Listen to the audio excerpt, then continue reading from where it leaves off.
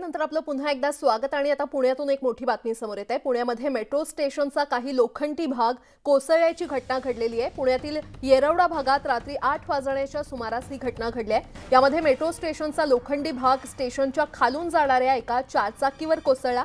सुदैवाने यामध्ये कोणतीही जीवितहानी झाली नाही, मात्र चारचाकीचं मोठं नुकसान झालंय। महामेट्रोच्या जनसंपर्क अधिकाऱ्यांनी घडलेल्या घटनेबाबत दुजोरा दिला असून नेमकी ही घटना कशामुळे घडली याची चौकशी सुरू आहे। तर पुण्याच्या येरवडा भागात ही दुर्घटना घडलेली आहे। जीवितहानी झाली नाहीये, मात्र वाहनाचं नुकसान झालंय। अधिक माहिती देत आहेत आमचे प्रतिनिधी वैभव सोनावणे आपल्या सोबत जोडले गेलेले आहेत। वैभव,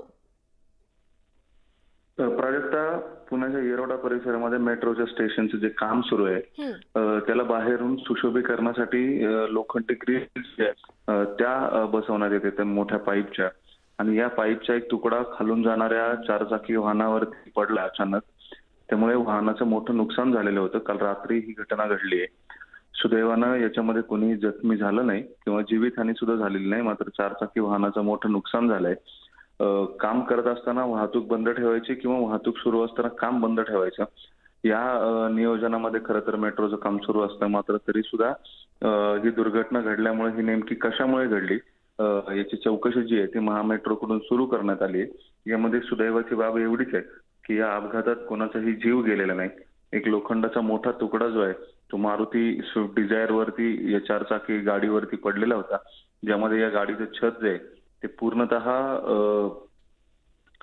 नादुरुस्त झालेलं आहे। आणि गाडीमध्ये बसलेले लोक जे आहेत सुदैवानं त्यांना कोणालाही कुठलीही इजा झालेली नव्हती किंवा त्याच्यामध्ये कुठलीही जीवितहानी झालेली नाही। ही या अपघातातली तेवढी चांगली म्हणावी लागेल। बरं वैभव, धन्यवाद या सविस्तर माहितीसाठी। आणि आता पुन्हा एकदा बातम्या पाहूयात वेगवान स्वरूपात।